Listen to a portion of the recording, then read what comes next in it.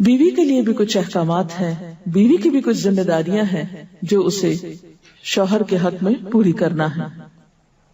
پہلی ذمہ داری یہ کہ بیوی خوشی کے ساتھ شوہر کی اطاعت کرے۔ قرآن پاک میں نیک عورتوں کی صفت یہ بتائی گئی ہے، فالصالحات قانتات، نیک عورتیں فرما بردار ہوتی ہیں، ایک طرف اللہ کی اطاعت گزار اور دوسری طرف شوہر کی اطاعت گزار۔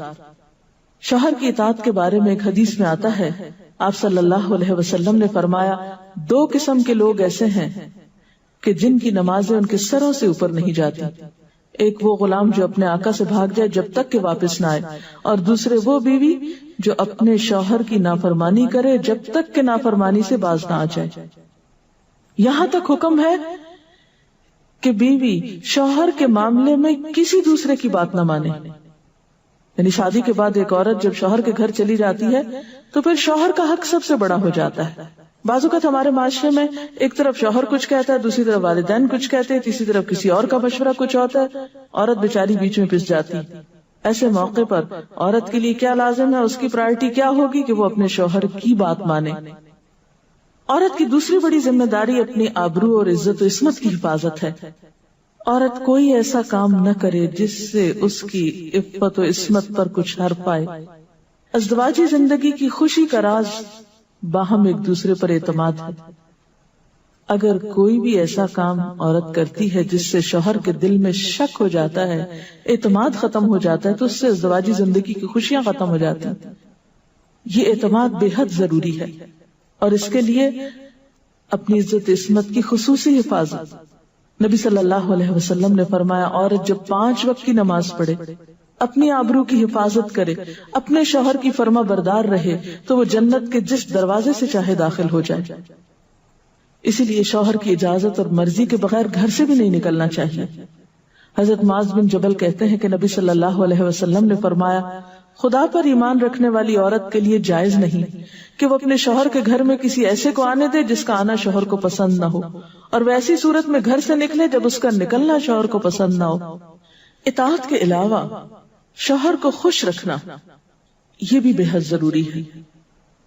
نبی صلی اللہ علیہ وسلم نے فرمایا، جس عورت نے اس حال میں انتقال کیا کہ اس کا شوہر اس سے خوش تھا تو وہ جنت میں داخل ہوگی۔ اور عموماً کسی کی خوشی کے لیے انسان اپنے جذبات کی قربانی دیتا ہے، بعض اوقات اپنی سوچ کی قربانی دیتا ہے، بعض اوقات اپنے کسی اور راحت و آرام کی قربانی دیتا ہے۔ تو ایک عورت جب اپنے شوہر کو خوش کرتی ہے تو جواباً اس کے لیے خوشی پلٹتی ہے۔ اس لیے گھریلو زندگی کی خوشی کا انحصار اسی بات پر ہے کہ دونوں ایک دوسرے کے لیے قربانی کے جذبات رکھتے ہوں، ایک دوسرے کے لیے رحمت اور ایک دوسرے کے لیے مودت کا ذریعہ ہوں، جیسا کہ قرآن پاک میں شادی کا مقصد یہ بتایا گیا کہ دونوں کے درمیان باہم مودت اور رحمت کے جذبات ہوں، ایک دوسرے کے لیے سکون کا باعث ہوں، تاکہ انسانی زندگی بہترین طریقے پر رواں دواں رہے۔ اسی طرح شوہر سے محبت کا اظہار کرنا، اس کے ساتھ وفادار رہنا، اس کا احسان ماننا، یہ بھی بے حد ضروری ہے۔ حضرت اسماء کہتی ہیں کہ ایک بار نبی صلی اللہ علیہ وسلم میرے پاس سے گزرے، میں اپنی سہیلیوں کے ساتھ تھی، آپ نے ہمیں سلام کیا اور ارشاد فرمایا، تم پر جن کا احسان ہے ان کی ناشکری سے بچو۔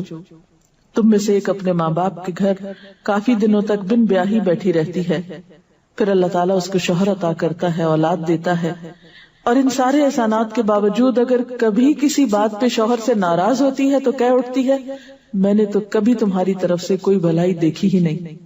یہ جملہ ناشکری کا جملہ ہے جو عورت کو نہیں بولنا چاہیے۔ قیامت کے دن اللہ تعالیٰ اس عورت کی طرف نظر رحمت اٹھا کر نہیں دیکھے گا جو شوہر کی ناشکری ہوگی۔ اور آخری بات یہ کہ عورت کے اوپر لازم ہے کہ وہ اپنے گھر بار، مال و اسباب اور اپنی ذمہ داریوں میں شوہر کی مددگار رہے، شوہر کی وفادار رہے۔ آپ صلی اللہ علیہ وسلم نے فرمایا، قریش کی عورتیں کتنی اچھی عورتیں ہیں جو بچوں پہ بہت مہربان اور شوہر کے گھر بار کی حفاظت کرنے والی ہیں۔ آپ صلی اللہ علیہ وسلم نے ایک اچھی عورت کی خوبیاں بیان کرتے ہوئے فرمایا، مومن کے لیے خوف خدا کے بعد سب سے مفید اور باعث خیر نعمت نیک بیوی ہے۔ نیک بیوی کون سی؟ اس کی کیا تعریف ہے کہ جب شوہر کوئی کام کہے تو خوشی سے کر دے، جب اس پہ نگاہ ڈالے تو اس کو خوش کر دے، اور جب اس کے بھروسے پر قسم کھا بیٹھے تو قسم پوری کر دے، اور جب کہیں چلا جائے تو اس کے پیچھے اپنی عزت و آبرو کی حفاظت کرے، اور شوہر کے مال اور اسباب میں اس کی خیر خواہ رہے، اس کو ضائع نہ کرے۔ ایک اچھی بیوی کی خوبیاں آپ صلی اللہ علیہ وسلم نے بتائیں۔ اور پھر آخری چیز صفائی ستھرائی، سلیقہ، شوہر کے لیے زیب و زینت کا اہتمام، یہ چیزیں بھی ازدواجی زندگی میں خوبصورتی پیدا کرتی ہیں، اور اس کا بھی اہتمام جو ہے پھر ایک عبادت ہو جاتا ہے۔